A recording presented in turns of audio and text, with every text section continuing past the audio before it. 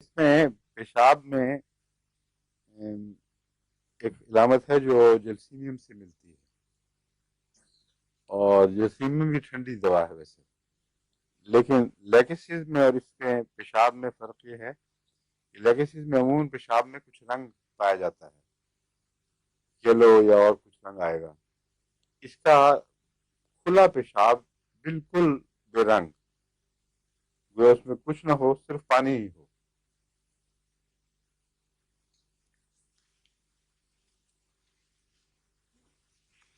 لیکن جب اس کے مریض کو کڈنی کی تکلیف ہو، یہ جو پیشاب کی علامت بتا رہا ہوں یہ کڈنی سے اس کا تعلق اتنا نہیں لگتا، عام اعصابی دباؤ سے بعض دفعہ، جس کو ہم اعصاب کو نس کہتے ہیں مگر نہیں، نروس کو، لیکن نسی دباؤ کبھی نہیں سنیں گے آپ، اعصابی دباؤ ہی کہتے ہیں اس کو، یعنی جب نروس پریشر ہو اس وقت جو پیشاب کھل کے آتا ہے یہ اس کی علامت ہے۔ جسیم میں بھی یہ علامت اسی کی ہے۔ اگر گردے کی تکلیف ہو تو اس کی شکل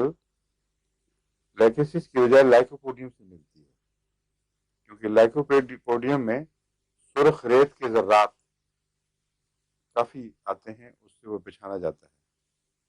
تو اس میں بھی کیلکولائی پیدا ہوتے ہیں اور سرخ ذرات پیشاب میں اس کی خاص رنگت دے دیتے ہیں۔ اس وقت علامتیں دیکھنی پڑیں گی کہ لائکوپوڈیم استعمال کرنا ہے کہ یہ